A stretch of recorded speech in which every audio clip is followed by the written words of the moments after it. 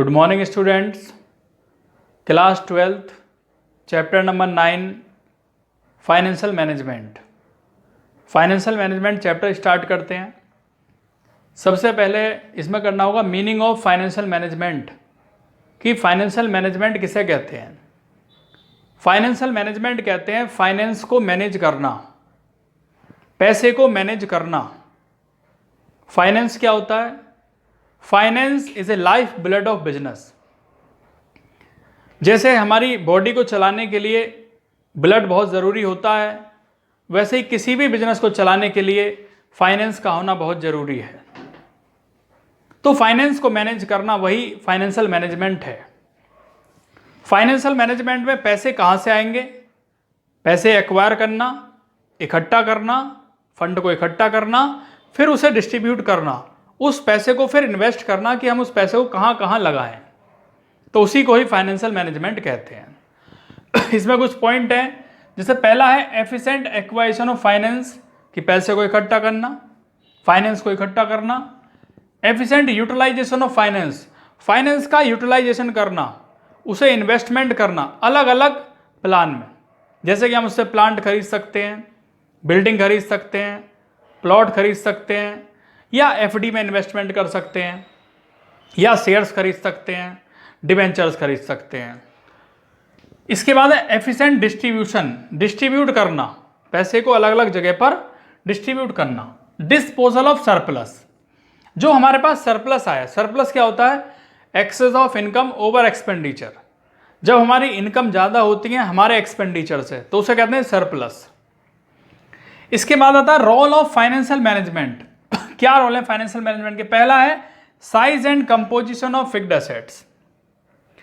Composition means इकट्ठा करना, कि combination of land, building, machinery, furniture, plant, इन सभी का कॉम्बिनेशन। कि सबसे पहले हमें देखना होगा कि how much capital company is planning to invest. Company कितना इन्वेस्ट कर सकती है। कंपनी की भी एक लिमिटेशन है, कितना पैसा वो खर्च कर सकती है, कितना पैसा इन्वेस्ट कर सकती है। जैसे लैंड खरीदने पर, बिल्डिंग खरीदने पर, लैंड में कितना खर्चा होगा, बिल्डिंग में कितना खर्चा होगा, इन सब चीज़ों में कितना खर्चा होगा। इसके बाद है amount and composition of current assets. Current assets में क्या चीज़ आते हैं? करंट एसेट्स क्या होते हैं? पहली चीज़ तो ये कि current assets are those assets which are converted into cash within 1 year. Current assets उन्हें कहते हैं जो 1 साल के अंदर कैश में कन्वर्ट हो जाते हैं। लाइक जैसे कैश है, कैश तो कन्वर्ट ही है, बैंक में पैसा पड़ा है आपका। स्टॉक है, कोई गुड्स आपने खरीदा, तो वो गुड्स कितने अमाउंट का पड़ा, उसे कहते हैं स्टॉक। अब 3 तरह का स्टॉक होता है। एक होता है opening stock, at the end of year के एंड में जो स्टॉक बच जाता है उसे बोलते हैं क्लोजिंग स्टॉक, और वही क्लोजिंग स्टॉक नेक्स्ट ईयर के लिए बन जाता है ओपनिंग स्टॉक। दूसरा होता है opening stock of work in progress. Work in progress means जो वर्क अभी चल रहा है, जो अभी यूज नहीं हुआ, ना ही हमारा खत्म हुआ है। और एक होता है फिनिश्ड स्टॉक। फिनिश्ड मीन्स जो रेडी है सेल होने के लिए, मार्केट में वो रेडी है, बेचे जाने के लिए रेडी है। और डेप्टर्स, डेप्टर्स कौन होते हैं? डेप्टर्स वो होते हैं जिनसे आपको पैसा लेना है, उन्हें बोलते हैं debtors. Credit policy of company, company की क्रेडिट पॉलिसी क्या है? कई बार कंपनी क्या करती है, कई बार फर्म क्या करती है, अपनी सेल को बढ़ाने के लिए उधार देते हैं, क्रेडिट देते हैं। तो पहले मान लीजिए किसी कंपनी की पॉलिसी थी, भाई हम 30 दिन के हिसाब से उधार माल बेचेंगे। बाद में कंपनी ने अपनी पॉलिसी को चेंज किया, उसने कहा 45 डेज के हिसाब से हम सेल करेंगे। तो उससे क्या होगा? उससे उनका प्रॉफिट इंक्रीज होगा, प्रॉफिट बढ़ेगा, टर्नओवर सेल होगा, सेल इंक्रीज होगी। इसके बाद आता है amount of long term and short term fund, कि हमें कितना पैसा लॉन्ग टर्म से लेना है, कितना पैसा शॉर्ट टर्म से लेना है। अगर हम लॉन्ग टर्म से पैसा उठाते हैं, ज़्यादा टाइम के लिए पैसा उठाते हैं, तो उससे क्या होगा कि हमें इंटरेस्ट ज़्यादा पे करना पड़ेगा, और जब हम इंटरेस्ट ज़्यादा पे करेंगे तो उससे क्या होगा, हमारा प्रॉफिट कम होगा। और दूसरा क्या? Short term. शॉर्ट टर्म में क्या, कुछ टाइम के लिए पैसा उधार लिया, 1 साल के लिए पैसा उधार लिया, तो उससे क्या होगा कि आपको इंटरेस्ट कम देना पड़ेगा, क्योंकि कम टाइम के लिए पैसा उधार लिया है। इसके बाद आता है breakup of long term financing into डेब्ट इक्विटी रेशियो। ब्रेक करना पैसे को, डेप्ट में लगाना, इक्विटी में लगाना। डेप्ट में क्या आते हैं? डेप्ट में आता है आपका लॉन्ग टर्म लोन, कि अगर आप 1 साल से ज़्यादा टाइम के लिए पैसा उधार लेते हैं तो लॉन्ग टर्म लोन आ गए। डिबेंचर्स आ गए। डिबेंचर क्या होता है? डिबेंचर भी एक तरीके शेयर जैसा ही हम कह सकते हैं। डिबेंचर्स क्या होते हैं कि मान लीजिए 2 पर्सन है, ए और बी 2 पर्सन है। ए अपना बिजनेस स्टार्ट करता है और उसने बी से अमाउंट लिया।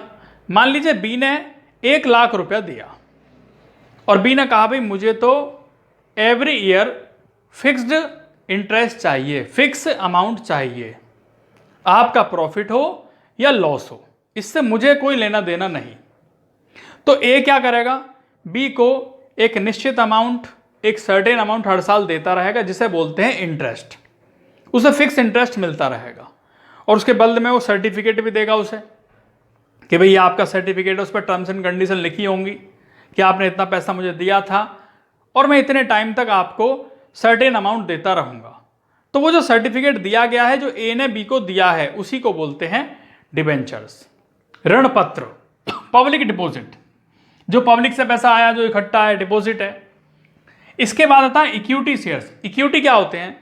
इक्विटी शेयर्स बोलते हैं, शेयर्स होता है total capital of A company का एक स्मॉल पार्ट, उसे हम शेयर्स में बांट लेते हैं। जितनी भी कंपनी की टोटल कैपिटल होती है उसे छोटे छोटे शेयर्स में बांटना। मान लीजिए कंपनी की कैपिटल 1 लाख रुपए है मान लेते हैं, और एक शेयर्स कितने हैं टोटल? 10,000। तो एक शेयर की वैल्यू क्या है? 10 रुपए। तो स्मॉल पार्ट में बांटना, उसे बोलते हैं शेयर्स। और एक तरीके से क्या होती है? ओनरशिप। इक्विटी शेयर होल्डर को हम क्या कहते हैं? ओनर कहते हैं, कि उनके पास ओनरशिप आ जाती है उतने शेयर्स की जितने शेयर्स वो किसी भी कंपनी के खरीदते हैं। दूसरा आता है प्रेफरेंस शेयर कैपिटल।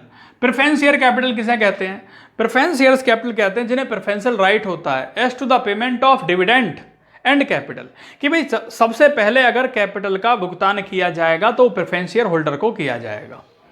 सबसे पहले अगर डिविडेंड दिया जाएगा फिक्स्ड परसेंटेज के हिसाब से तो प्रेफरेंस शेयर होल्डर को दिया जाएगा।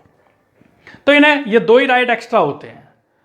नेक्स्ट आता है all items in profit and loss account. जो भी आइटम हम प्रॉफिट एंड लॉस अकाउंट में लिखते हैं, जैसे कि आप सैलरी शो करते हो डेबिट साइड में, रेंट शो करते हो, इंटरेस्ट शो करते हो, कमीशन शो करते हो, जो भी एक्सपेंसेस हैं या जो भी इनकम है उन्हें हम शो करते हैं कहां पे? प्रॉफिट एंड लॉस अकाउंट में। तो ये पूरी कंपनी क्या करते हैं? इफेक्ट करते हैं। तो ये था रोल ऑफ फाइनेंशियल मैनेजमेंट। इसके बेस पर स्टूडेंट्स अब करते हैं केस स्टडी। केस स्टडी क्या है? सामने देख रहे हैं आप, S limited is manufacturing steel at plant in India. वो मैन्युफैक्चरिंग कर रहे हैं, प्लांट बना रहे हैं इंडिया में। इट इज एंजॉइंग और इंक्रीज हो रही है डिमांड उसकी for product as economic growth is about 7% से 8%, 7 से 8% हो गया। And demand for steel is growing, और जो स्टील की डिमांड है वो ग्रोइंग हो रही है, बढ़ रही है। It is planning to set up a new steel plant to cash on the increased demand it is facing. It is estimated that it will require about 5,000 crore to set up, कि 5,000 करोड़ हमारे लगेंगे। About ₹500 crore working capital to start the new plant. एक नए plant को start करने के लिए 500 करोड़ रुपए लगेंगे। तो यहाँ पे पूछा है what is the role and objective of financial management for this company. तो जो रोल ऑफ फाइनेंशियल मैनेजमेंट है वही आपके 5 पॉइंट है रोल ऑफ फाइनेंशियल मैनेजमेंट के, यही आपको आंसर में लिखने हैं। जैसे पहला है size and composition of fixed assets, जो मैंने अभी भी आपको बताया।